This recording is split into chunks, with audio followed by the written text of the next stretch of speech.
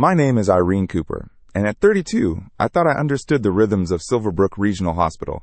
As a nurse practitioner in the cardiac unit, I'd spent 6 years navigating the fluorescent-lit corridors of this sprawling medical complex in Metallic Heights, Nevada. The desert winds that swept across our city seemed to carry secrets through the hospital's ventilation system, and lately, those secrets felt heavier than usual. The first sign something was wrong came during a Tuesday morning huddle. Our ward clerk, Chloe Greenfield, sat at her usual spot near the medication room, fingers dancing across her keyboard with practiced efficiency. She'd been my closest colleague for 3 years, the person who knew every patient's story before the doctors did, who could navigate Epic's labyrinthine system faster than anyone in the building. When she looked up from her screen that morning, something flickered across her face, a micro-expression I couldn't quite place. "The Morrison case files are ready for review," she announced to our team, her voice carrying its usual professional cadence. But her eyes avoided mine entirely, focusing instead on the charge nurse, Nicholas Greenwood, who nodded approvingly. I'd been working closely with Mrs. Morrison's care plan for weeks, yet this was the first I'd heard of any file review. The cardiac telemetry unit operated on transparency. Every decision, every protocol change, every patient update flowed through our morning briefings like clockwork. Chloe knew this better than anyone. The second incident happened 3 days later. I was updating patient records in Epic when I noticed discrepancies in the documentation timestamps. Entries I'd made the previous evening showed modification dates from early morning hours, times when I wasn't even in the building. The changes were subtle. Medication timing adjustments, vital sign notations, nothing that would raise red flags during a casual review. But I knew my documentation habits, knew the precise way I formatted my notes. When I mentioned it to Chloe during our afternoon break, she suggested it might be a system glitch. "Epic's been acting up all week," she said, stirring sugar into her coffee with deliberate slowness. "It's been running updates overnight, probably just timestamp errors." Her explanation made sense, but something in her tone felt rehearsed, like she'd been preparing for this conversation. The way she avoided eye contact, the slight tremor in her hand as she lifted her cup, these were tells I'd learned to recognize during my years in healthcare, signs that someone was withholding information. The third sign came wrapped in what should have been good news. Chloe approached me after our shift change, her expression bright with excitement. "Irene, I've been selected for a research project on cardiac care protocols. They want to include you as a co-investigator." She handed me a folder thick with documentation, her smile wide and genuine. "It's exactly the kind of work you've been wanting to do." I should have felt elated. Research opportunities were rare in our unit, and Chloe knew how passionate I was about base practice improvements. But as I flipped through the proposal, settled in my stomach like a stone. The methodology seemed rushed, the data collection protocols vague. Most concerning was the access it would grant to patient records across multiple units, far beyond what our research question required. "When do we start?" I asked, keeping my voice neutral. "Next week. I'll handle the initial data gathering since I have more experience with the research database." Chloe's fingers drummed against her badge, a nervous habit I'd never noticed before. "You can focus on the analysis phase." That night, I sat in my apartment, overlooking the Nevada desert, the research folder spread across my kitchen table. The proposal bore the signatures of department heads I'd never heard of, approval stamps from committees that didn't exist in our hospital's organizational chart. Every instinct I'd developed during my years in healthcare was screaming that something was fundamentally wrong. The silence in my apartment felt different that night. Not peaceful, but expectant, like the moment before a storm breaks across the desert. Outside my window, Silverbrook Regional's lights twinkled in the distance, and I found myself wondering what other secrets were hidden behind those illuminated windows. As I closed the research folder, one thought crystallized with uncomfortable clarity. The person I trusted most in our unit, the colleague who knew every system, every protocol, every vulnerability in our documentation process, might not be the ally I'd believed her to be. The growing that had been building for weeks suddenly felt like a warning I could no longer ignore. The research project consumed the next 3 weeks of my life at Silverbrook Regional. Every morning, I arrived early to review the protocols Chloe had established, trying to understand the data patterns she claimed to be finding. The more I studied her methodology, the more questions arose. "The preliminary results are fascinating," Chloe announced during our weekly team meeting, her presentation slides filled with charts I'd never seen before. "We're identifying significant correlations in patient care outcomes that could revolutionize our approach." Dr. Nicholas Hartwell, our unit director, leaned with interest. "What's the timeline for publication?" 6 months. Maybe less. Irene's been invaluable in helping refine our analysis. Chloe's smile in my direction felt performative, like she was reading lines from a script. After the meeting, I approached her workstation. Could you show me the raw data? I'd like to verify some of the statistical correlations before we proceed. Her fingers paused over her keyboard. The files are locked in the research database right now. IT is running security updates. Maybe next week? It was the third time she'd deflected my request to see the actual data. Each excuse felt more rehearsed than the last. That afternoon, I decided to conduct my own investigation.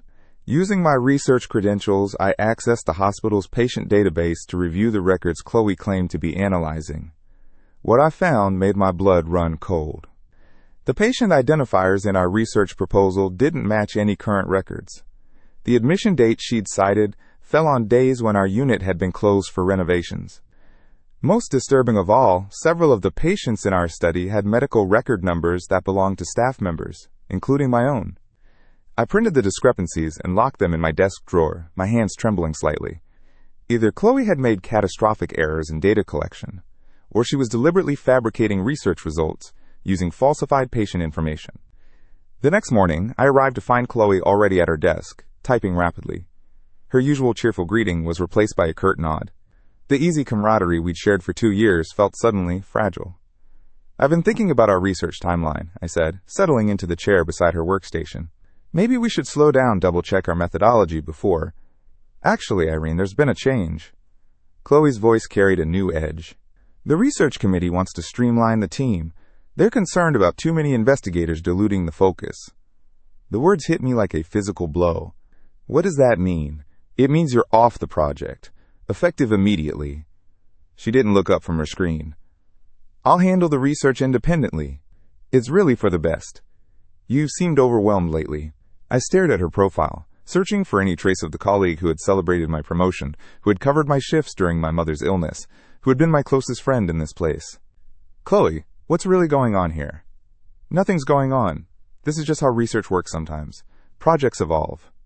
Her tone was dismissive, almost bored. I'm sure you understand, but I didn't understand. Nothing about this made sense. Not the fabricated data, not the sudden exclusion, not the way Chloe's entire demeanor had shifted overnight.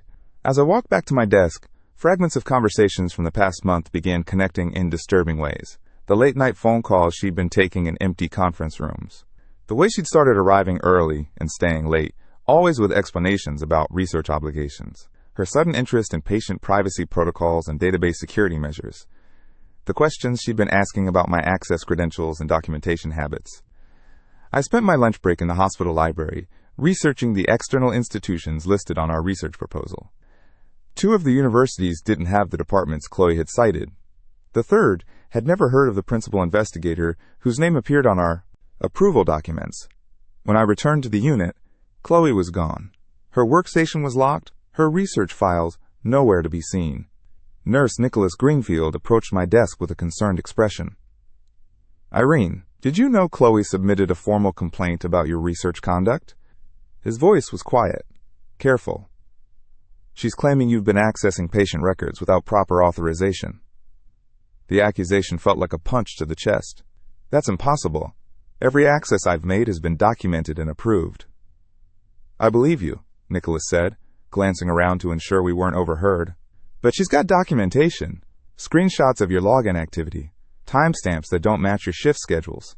It looks concerning. My mind raced through the implications.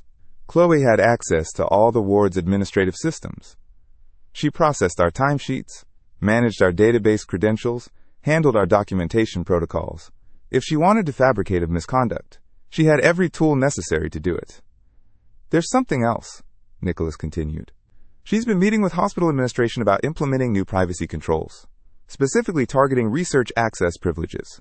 She's positioning herself as the whistleblower who discovered a serious security breach. The pieces clicked into place with sickening clarity. Chloe hadn't included me in legitimate research. She'd been using my credentials and access to conduct unauthorized data mining. When I'd started asking questions, she'd decided to eliminate the threat by framing me for the very violations she was committing. Nicholas, I need to show you something. I retrieved the printed discrepancies from my desk drawer. Look at these patient identifiers. Look at the dates. As he reviewed the documents, his expression grew increasingly grave. Irene, This is fabricated data. These records don't exist. I know. And now she's claiming I'm the one who accessed them inappropriately. My voice was steady, but inside I felt like I was falling. She's been planning this for weeks, maybe months. Every conversation we've had about research protocols, every question about database security, she was gathering information to use against me. Nicholas folded the papers carefully. We need to report this immediately. But Irene, you need to understand, she's got a head start. Her complaint is already in the system, and she's got what looks like compelling. This is going to be an uphill battle. That evening I sat in my car in the hospital parking lot, watching the sunset paint the Nevada mountains in shades of gold and crimson. The beauty of the landscape felt surreal against the ugliness of what I'd discovered. Chloe hadn't just betrayed my trust. She'd systematically manipulated our professional relationship to commit research fraud, then positioned me to take the blame when her scheme unraveled. The most devastating part wasn't the professional threat, though that was real enough. It was the realization that every moment of friendship, every shared confidence, every gesture of support had been calculated. She'd studied my work habits, my access patterns, my dedication to patient privacy, and turned all of it into weapons against me. As I finally drove home through the desert darkness, one thought echoed in my mind. Tomorrow, I would have to fight not just for my career, but for my professional integrity. And the person who knew all my weaknesses, who understood exactly how to hurt me most effectively, was the one holding the knife. The next morning arrived with the harsh clarity of desert sunlight streaming through my bedroom windows. I'd barely slept, my mind cycling through every interaction with Chloe, searching for signs I'd missed. By 6 a.m., I was dressed and ready to face whatever came next. The hospital felt different as I badged in through the main entrance. The familiar hum of activity, nurses changing shifts, housekeeping preparing for the day, the distant chime of elevator bells, all seemed muted, as if I were experiencing it through glass. I made my way to the administrative offices on the 3rd floor, where I'd scheduled an emergency meeting with our Chief Compliance Officer, Diana Greenfield. Diana's office overlooked the employee parking lot, and I could see my own car in the distance as she reviewed the documentation I'd brought.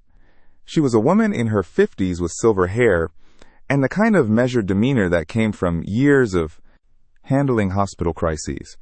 Her expression remained neutral as she examined the fabricated research data. These are serious allegations, Irene, she said finally. Both the ones you're making and the ones made against you. I've reviewed Chloe's complaint, and I have to tell you, the she's presented is concerning. My throat tightened. What kind of? Diana turned her computer screen toward me. Access logs showing database queries from your credentials at times when you weren't scheduled to work. Patient records that were allegedly viewed without clinical justification. And documentation suggesting you were using research protocols to circumvent privacy safeguards. The screen showed a detailed timeline of supposed violations, each entry meticulously documented with timestamps and system logs. It was sophisticated work, the kind that would fool anyone who didn't know the truth. Chloe had clearly spent considerable time crafting this false narrative. Diana, I need you to look deeper into those access logs. Check the IP addresses, the physical location data, anything that might show where these queries actually originated. I leaned, fighting to keep my voice steady. I can prove I wasn't even in the building for half of these supposed violations. She made notes on a legal pad. We'll certainly investigate thoroughly, but Irene, you need to understand the position this puts you in. Until we can resolve these discrepancies, I'm required to suspend your access to all patient databases and research systems. The words hit like a physical blow. Without database access, I couldn't do my job effectively. Worse, the suspension would be visible to my colleagues, marking me as someone under investigation. Chloe had calculated this perfectly. Even if I was eventually cleared, the damage to my professional reputation would linger. I understand, I managed. But I want to be actively involved in this investigation. I have information that could help expose what's really happening here. Diana nodded.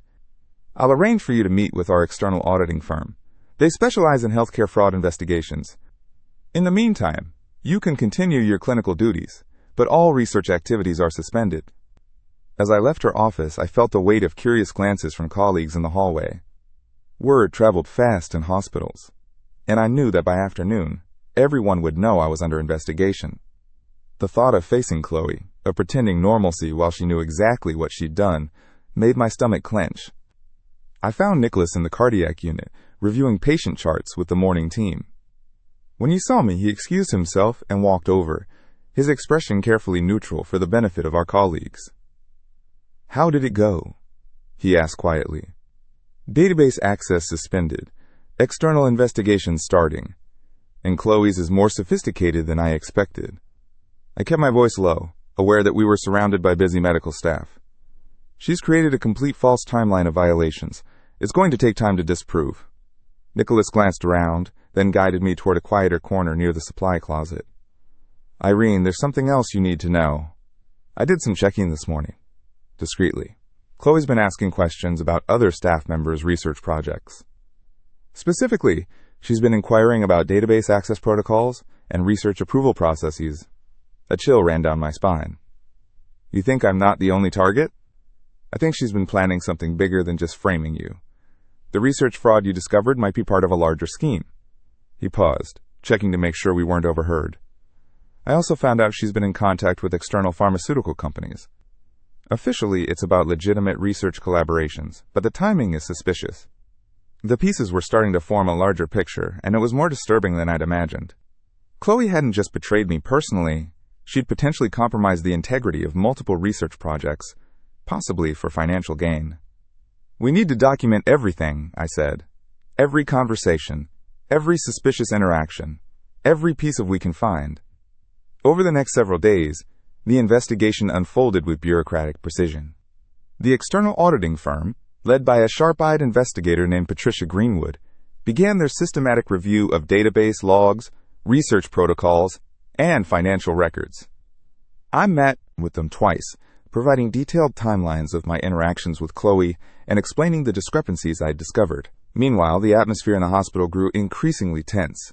Chloe continued her normal duties, but I noticed she avoided areas where I might be working. When we did encounter each other, in the elevator, passing in hallways, she maintained a facade of professional courtesy that felt like mockery.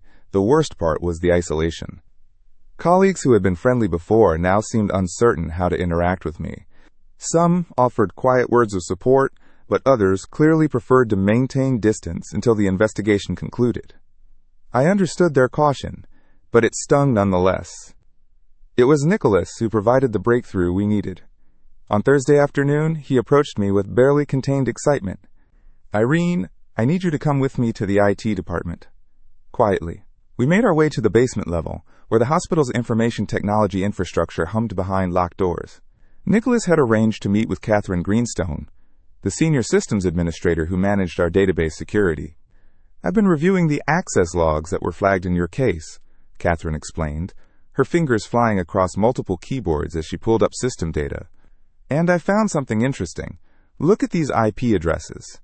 The screen showed a complex array of network data, but Catherine highlighted specific entries that corresponded to the supposed violations. "These queries didn't come from the workstations you normally use. They came from the administrative terminal in the ward clerk's office." My heart began to race.